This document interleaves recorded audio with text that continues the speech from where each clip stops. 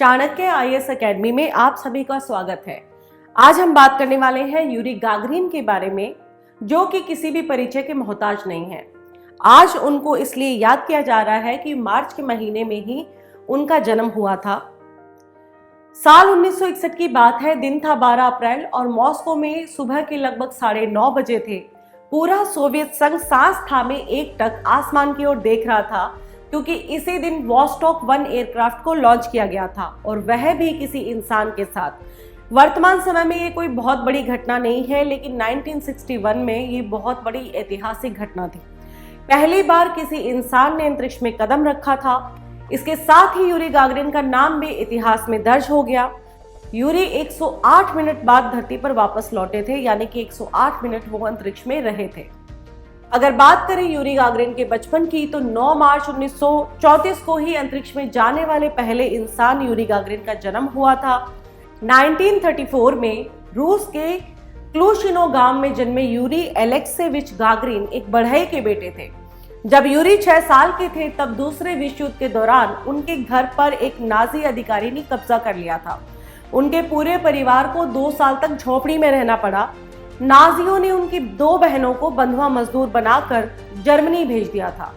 वह जब 16 वर्ष के हुए तो मॉस्को चले गए। वहां उन्हें सरातोव के टेक्निकल स्कूल में जाने का मौका मिला। वहां उन्होंने एक फ्लाइंग स्कूल को ज्वाइन किया। यहीं से उनके मन में प्लेन में बैठकर आसमान छूने का सपना पलने लगा। 1955 में उन्होंने पहली बार अकेले विमान उड़ाया। 1957 में ग्रेजुएशन पूरा कर यूरी एक फाइटर पायलट बन गए थे। 1957 में ही सोवियत संघ ने पहले सैटेलाइट स्पुतनिक 1 को अंतरिक्ष में स्थापित किया था। इसके बाद तय किया गया कि अब इंसान को अंतरिक्ष में भेजा जाएगा। इसके लिए पूरे देश से आवेदन मंगवाए गए। हजारों लोगों की कड़ी मानसिक और शारीरिक परीक्षा ली गई। आखिरकार 19 लोगों का चयन हुआ और यूरी गागरिन भी इन्हीं में से एक थे। यूरी गागरिन 12 अप्रैल 1961 को सिर्फ 27 साल की उम्र में अंतरिक्ष यान वॉस्टॉक में बैठकर वाइकोनूर कोस्टोड्रोम से ऐसी जगह पर उड़ान भर रहे थे जहां उनसे पहले कभी कोई इंसान नहीं गया। यह स्पेस की रेस में अमेरिका पर सोवियत रूस यानी कि उस समय के यूएसएसआर की जीत थी। पृथ्वी की ग्रेविटेशनल फोर्स से बाहर जाने के लिए उनके यान ने 1 सेकंड में 8 किलोमीटर की दूरी तय की थी। ऐसा पहली बार मुमकिन हुआ और गागरिन अंतरिक्ष में पहुंच गए। एक मजेदार तथ्य यह भी है कि यूरी को इस अभियान के लिए उनकी कम हाइट के कारण चुना गया था।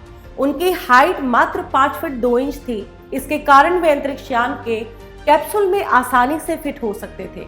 इसके बाद सोवियत रूस ने उन्हें दुनिया भर के अलग अलग देशों में अघोषित राजदूत के रूप में भेजा। शीत युद्ध के दौर में सोवियत संघ इससे अपनी श्रेष्ठता साबित करना चाहता था।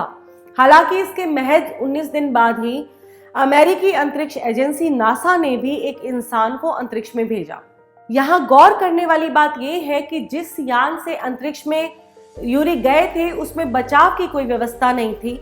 इतिहास बनाने के लिए गागरिन ने अदम्य बहादुरी दिखाते हुए खतरनाक चुनौती स्वीकार की थी। उन्हें अंतरिक्ष में भेजा जा रहा था जिसके बारे में लोगों को बहुत कम जानकारी थी। वे ऐसे यान से वहां जा रहे थे जिसमें किसी आपात स्थिति में बचाव की कोई व्यवस्था नहीं थी। जिस रॉकेट से उन्हें अंतरिक्ष में भेजा जाना था, वह पहले कई बार नाकाम हो चुका था। असल में गागरिन को ऐसे प्रयोग के लिए इस्तेमाल किया गया था जिससे कई सवालों के जवाब मिलने थे, जैसे कि क्या मनुष्य अंतरिक्ष में जीवित रह सकता है, क्या अंतरिक्ष यान से यात्रा की जा सकती है, क्या अंतरिक्ष यान का पृथ्वी से संपर्क बना रहेगा जो प्रभावी भी हो, क्या अंतरिक्ष यान की सुरक्षित वापसी हो पाएगी। इन सभी सवालों के जवाब खोजे जाने थे। इस यात्रा में इन सभी सवालों के जवाब मिल गए। इस मिशन के 50 साल बाद रॉकेट्स एंड पीपल नामक किताब में इंजीनियर बोरिस चेरटॉक ने लिखा कि अगर वॉस्टॉक अंतरिक्ष यान को आज के वैज्ञानिकों के सामने रखा जाए तो कोई भी इस मिशन के पक्ष में नहीं होगा। उस वक्त मैंने ही उन दस्तावेजों पर हस्ताक्षर किए थे जिसमें लिखा था कि यान में सब ठीक है और मैं इस मिशन के सुरक्षित होने की गारंटी देता हूं। आज की तारीख में मैं यह कभी नहीं करता। हमने इसमें कितना जोखिम लिया है उसका पता मुझे काफी अनुभव के बाद चला। गागरिन के अगर मृत्यु की बात की जाए तो अंतरिक्ष से लौटने के बाद गागरिन दूसरे अंतरिक्ष यात्रियों को ट्रेनिंग देने में लग गए थे और 27 मार्च 68 को ऐसे ही एक ट्रेनिंग के सत्र के दौरान उनका MiG-15 जहाज हादसे का शिकार हो गया। हादसे में यूरी गागरिन और साथी पायलट की मौके पर ही मौत हो गई। उन्हें सम्मान देने के लिए 1968 में उनके होम टाउन का नाम बदलकर गागरिन रख दिया गया।